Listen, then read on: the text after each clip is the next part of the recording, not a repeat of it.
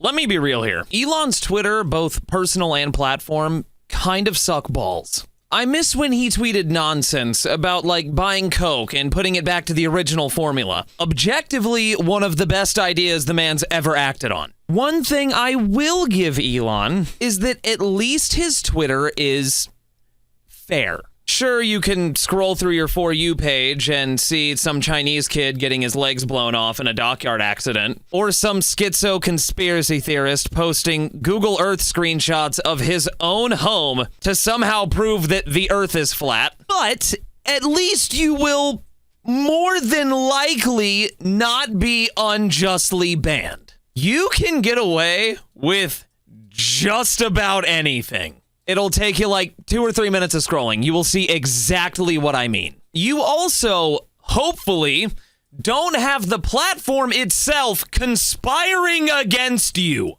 This shit still means something to me, man. Just let me have this one thing, dude. So if you take a stroll over to the @Nudah Twitter account, you will see something that I had only ever dreamed of photoshopping before. My Twitter account is officially verified. And if you hover or click on the check mark next to someone's name that is verified, let's try Crude's, for example. Oh yeah, that's Sore Crude, and looky there, yeah, been verified since the beginning of time.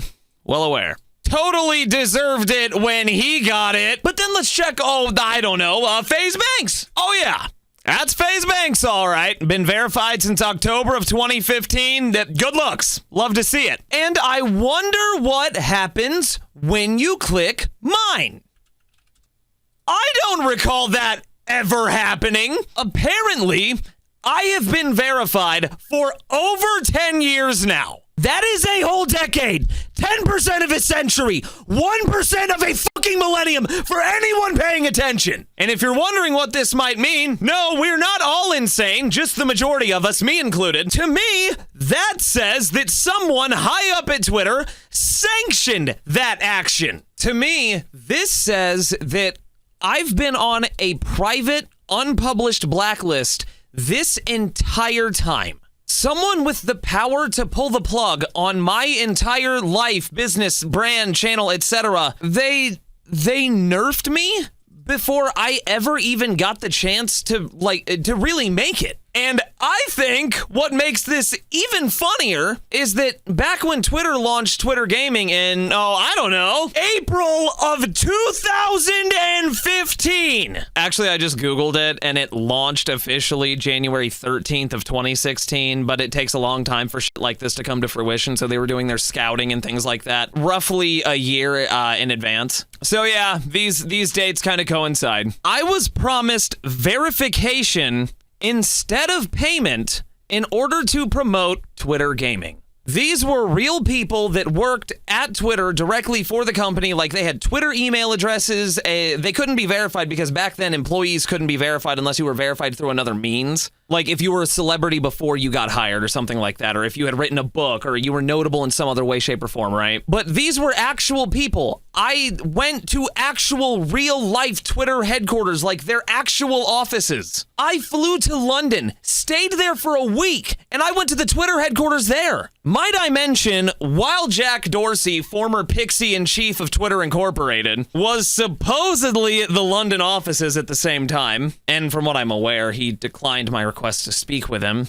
I couldn't imagine why. But hey, that trip was only like $1,500 for a last-minute flight, an additional $2,500 for a week-long stay in a hotel close to the offices so that way we didn't miss our meetings there, which sounds fucking outrageous until you go to London and realize that that's the cheap option. And if it's between getting stabbed at the Easy Motel or the fucking Aria, you can catch me in the fucking penthouse suite doing ketamine with FaZe Jarvis. Next, we're gonna be saving the animals, bruv. We've got it. Regardless, with all activities included, that last-minute trip was at close to $10,000, albeit roughly 2,000 of those dollars were made and made back and lost again at the Hippodrome Casino. But aside the point, when I didn't get verified in London, even though everyone else we went with did, I ended up going to Germany the next month in order to do the same thing. have these meetings, promote Twitter gaming, do things for them.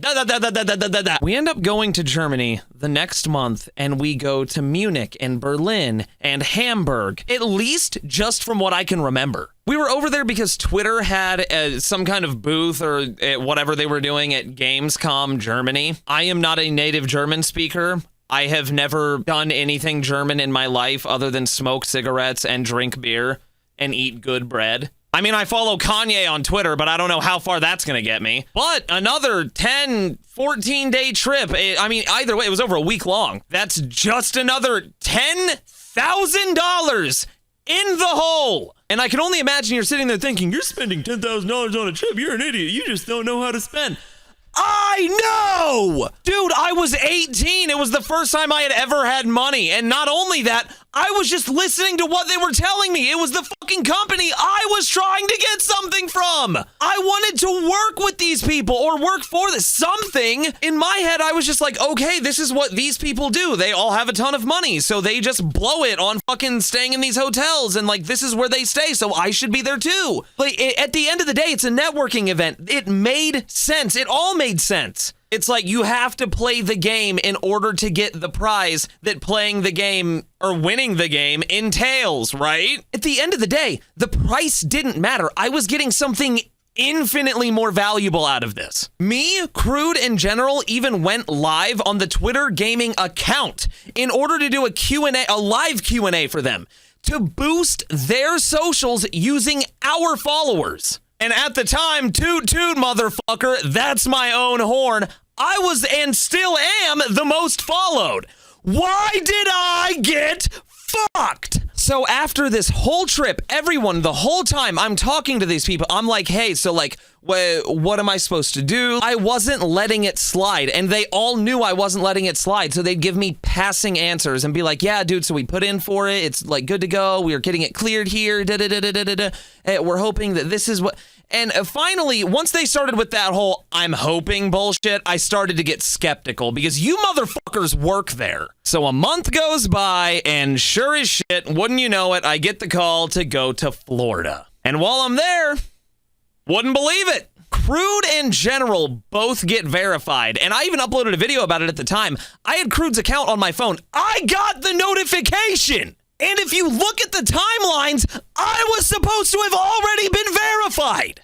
At this point, I am inches away from making my world famous buckshot brain soup for dinner. Like, I was genuinely going through it and freaking the fuck out every day at what I was doing wrong. About 3 weeks to a month go by. Clockwork, baby. Twitter contact hits me and he's like, hey man, come to California. And I'm like, okay, this is the one. Like, the California offices are the big, like, that's head honcho. There is no, like, further going up the ladder. Like, this is the big one, right? I have a slight problem with that, though. For the Divine Feminine tour, I had Mac Miller tickets on the same night that they wanted to have this, like, creator party or influencer party, whatever they were doing at Twitter. And so I'm sitting there thinking to myself, I mean, okay, Mac already follows me on Twitter. I have his music downloaded. I can listen to it on the plane ride over to LA, and I can miss just this one concert.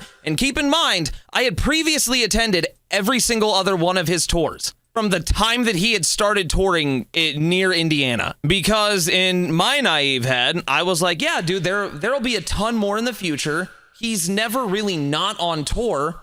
We'll make it happen again. Yeah, when Mac Miller passed away in 2018, that right there was the very first thing I thought about. As soon as I heard the news, as soon as it happened, I thought about that instance right there.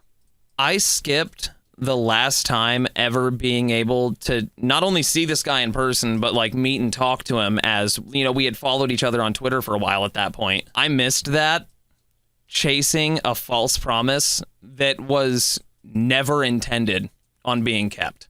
So I don't know who I pissed off, but They had to have won the fight, right? I got put on a private blacklist or whatever, an unpublished, whatever the hell you want to call it, blacklist from 2015 to 2024 when I eventually got my Twitter account back. Paid almost $50,000 out of my own pocket for hotels, flights, food, travel, whatever, all inclusive, everything in total. Down to merchandise.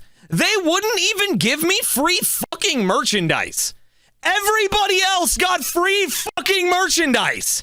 That's crazy. That's fucking crazy. And I know you could justify it as like, oh, well, you were the size of a Humvee. They would need a fucking tarp size material to cover you. I get it. Why did everyone else get it for fucking free? And keep in mind, this is back when American money still had some sort of conceivable value. So $50,000 in 2016, 2017, adjusted for inflation, is roughly $9 million today. And the whole time, I was just a horse with a carrot on a stick in front of it. Actually, think more so along the lines of you're a junkie and you just text the plug and he keeps promising you he's gonna pull up. You've cash apped him, sent him a detailed list of what you want, and now you're waiting by the front door, foot tapping, and you're ready. Holding up the blinds, tweaking like a meth head. Oh, I know the exact scenario, and I'm pretty sure you're familiar too. Whole time, he's at his mom's house on house arrest, nodding off on perks and whippets. Not to say that's happened to me before, but I'd be lying if I said it didn't.